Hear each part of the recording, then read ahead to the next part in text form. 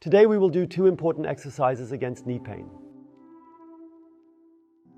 2 exercises, and they are usually sufficient in our experience to make the knee pain disappear completely. Please lie on your stomach, Vanessa. Then I will explain to you exactly what needs to be done now. So, you lie on your stomach. Now it's important that we raise the leg a little bit upwards so that the hip is slightly hyperextended. This will make the exercise more effective.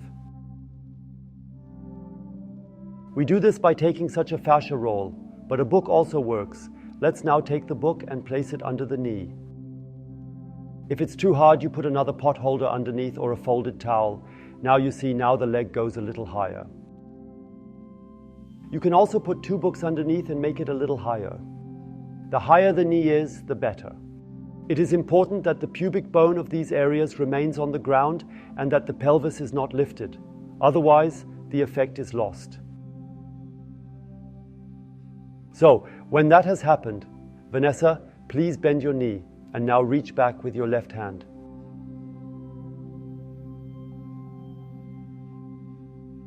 Vanessa could do that, but most people who have knee pain cannot.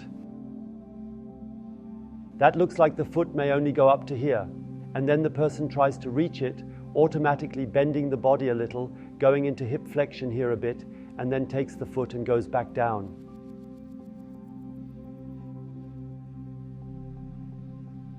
Please don't do that. It doesn't work.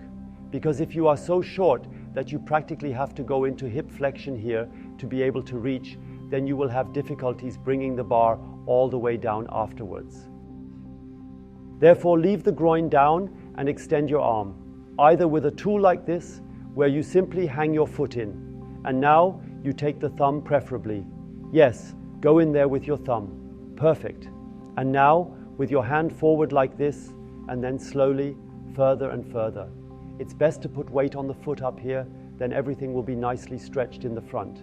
And then keep pulling forward so that you get the stretch. Or if you don't have such a tool, then simply take a belt. Make it long accordingly and do it with the belt. Or you take a towel and wrap the towel around. Then you reach back with both hands. Those are the options. Important now for the exercise. Assuming you have only come this far and already feel a pull in your thigh, then wait until it pulls less. As it pulls less, slowly go further in. She is very flexible now. Yes, Vanessa is not the best example of what might happen to you at home. That's why I'm pointing it out. So don't be surprised if you already have proper stretching pain from here on. They prevent you from wanting to stretch further. No matter where you are, whether here, here, or here, find your point.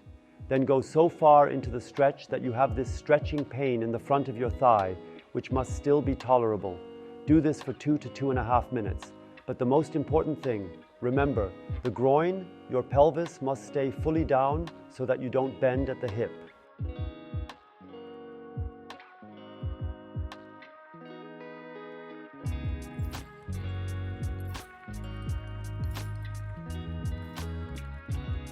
And now we continue with the second exercise. As you just noticed, that was for the front side. How was the exercise? Tell me. It was actually quite pleasant. As I said, I believe, relatively flexible. So I have to go all the way to the limit. But it was definitely something I can implement daily. So it hasn't been uncomfortable. It's also exciting because you might be wondering now, hey Vanessa, she can bring her foot much closer to her buttocks. Why does she still have pain? And here it becomes clear again. The difference between the fascia and the muscles. Because with Vanessa, I would guess now, she is a personal trainer and very active in terms of movement. A lot of residual contractions build up. So from all the exercises you do with your clients, and all of this leads to tension. The fascia is not the problem for her. The fascia is this connective tissue that is not controlled by the brain in terms of contractions and relaxations. Because she has the fascia loose, she can also reach with her foot. But the muscle, when it is trained in its tension, is still a resistance that can be worked out much easier. So this is actually a luxury situation for you. If you eliminate the tension from the muscles, the problem is solved. Other people have the problem, like you maybe, that the fascia is too tight and too short. This requires considerably more work, as then the exercises have to be done accordingly to achieve mobility in the first place.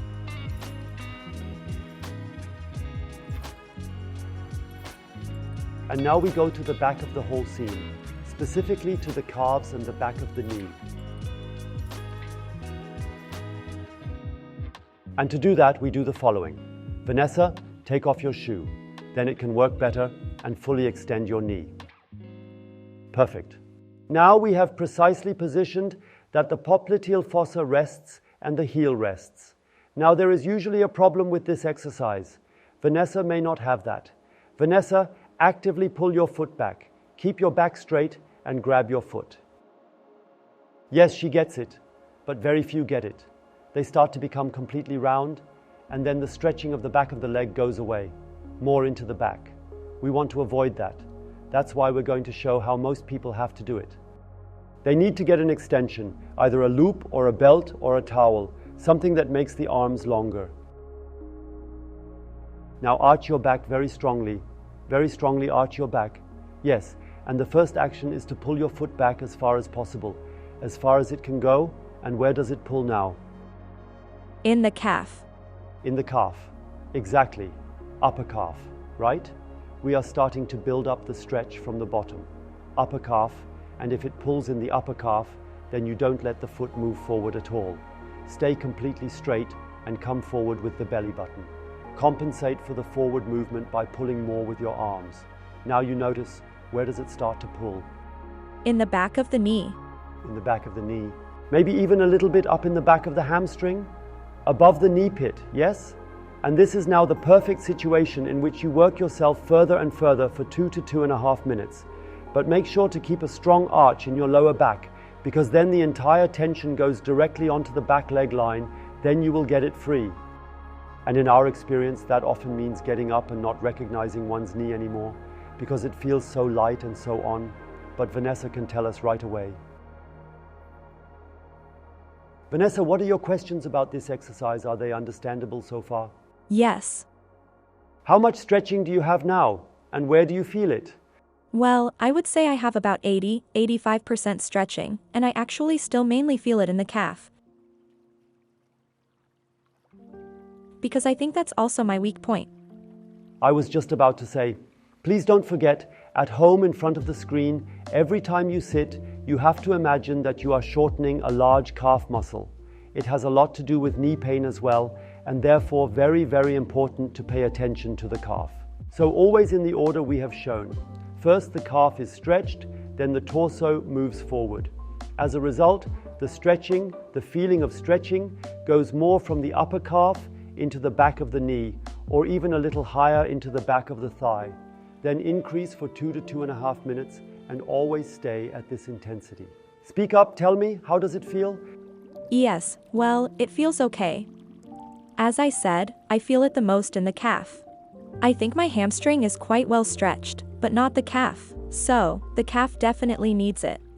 So Vanessa could even start doing the calf exercise in addition to these 2 exercises, but it's not necessary. The important thing is that the calf is initially engaged in this exercise, and later on, the torso comes forward. Often it is done the other way around. Then it pulls directly in the back of the knee and the calf is a bit left out. We are now doing another routine, an exercise routine for both knees. If you want to join, please click here.